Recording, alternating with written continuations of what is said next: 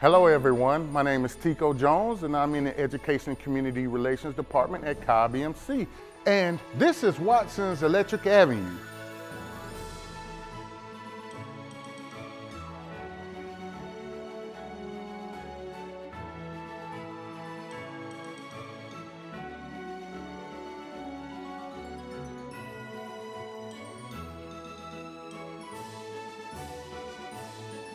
And right beside me, I have my friend Wattson. He's our safety ambassador here at Kite BMC. This is a safety presentation that teaches the dangers of electricity.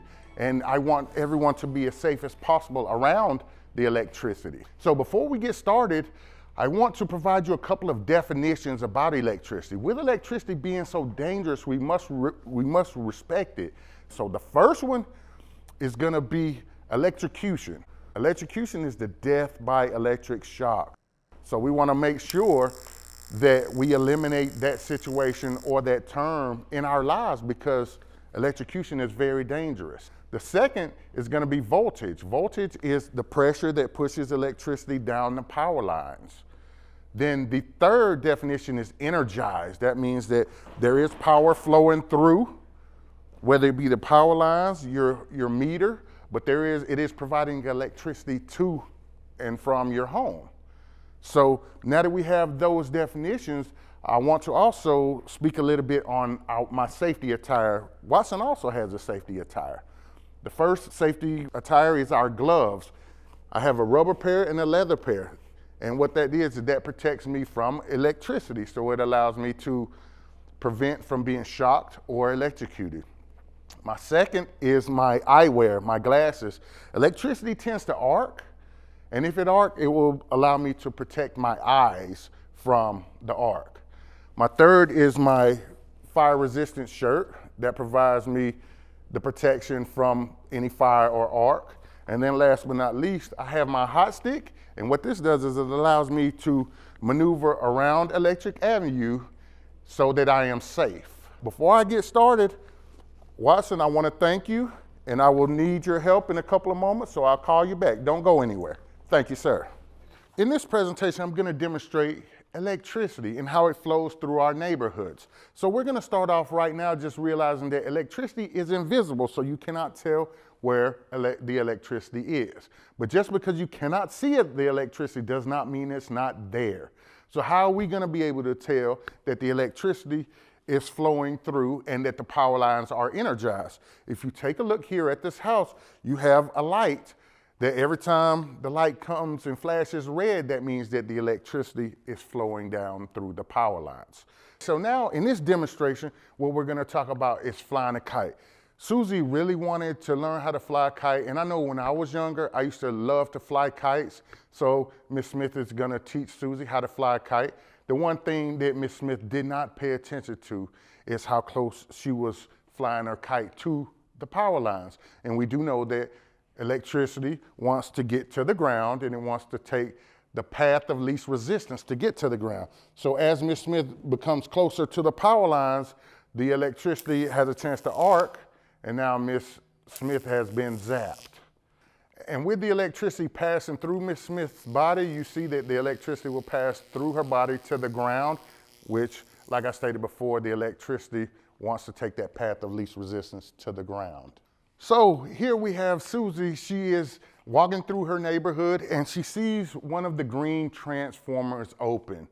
The transformers are designed to step electricity up or down into your homes. So you have the electricity flowing from 7,200 volts of electricity to the transformers, which this is an underground transformer, and the transformer steps the electricity down to 120 volts to your home. So with Susie seeing and noticing that this transformer is open, she's a little curious, and then she becomes too close and comes into contact with the transformer, and she gets zapped. So with her getting zapped, this is a reminder that you don't want to sit on, you don't want to stand on or play around them. I know when I was younger, our transformer used to be right at the bus stop and everybody used to sit on it on cold days. So now that I know what I know about the transformers, I would advise you, please do not sit on them, touch them, or play around them. Alrighty, so we have Bobby here. and he was playing kickball. And like myself back in my younger days, I was the king of kickball. He's kicked the ball into a substation, and with the gate being open, Bobby wants to go in and retrieve his ball. Unfortunately, Bobby comes too close to the transformer, and he is zapped trying to get his ball.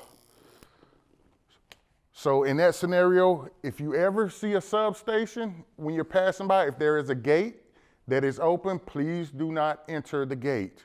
It is very dangerous. It will also be marked danger high voltage on the fences that are around them. So please be safe and do not enter any of the substations. Okay, so Susie was in a bus accident leaving school, and the bus actually knocked down a power pole. Power line has now fallen on the bus during the accident. So the scenario is, what do we do? How do we stay safe? Rule number one is, as long as there's no fire damage or anything like that, you remain on the bus until your help or first responders comes to assist. If there is a danger of a fire or smoke or something, then you need to get off the bus. So in this scenario, Bobby sees the accident, so he wants to come help his friend Susie.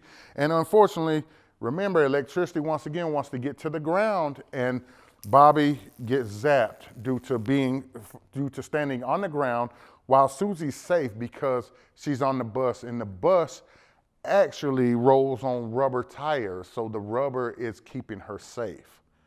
So in a scenario, if you're ever involved in an accident, please stay in your vehicle unless there is a danger. If there is a danger and there is a power line that has fallen on your vehicle, then what you would need to do is to make sure that you get out the vehicle as safe as possible. So what's gonna take place is I'm gonna call my friend Wattson back over, and what Susie's gonna do is once she gets to the final step on the bus, she's gonna cross her arms, she's gonna put her feet together, and then she's going to bunny hop off of the bus. And we ask that she bunny hops at least 50 feet away from the bus, so that provides enough distance between the electricity and Susie herself so that she is safe. Once she gets from outside 50 feet, she's safe, and then she can run and seek assistance if she is injured. So Wattson, I want to once again thank you for joining us today and helping present Wattson's Electric Avenue. And we've taught you a little bit about the safeties and dangers of our neighborhoods. So once again, we want you to be mindful and take care.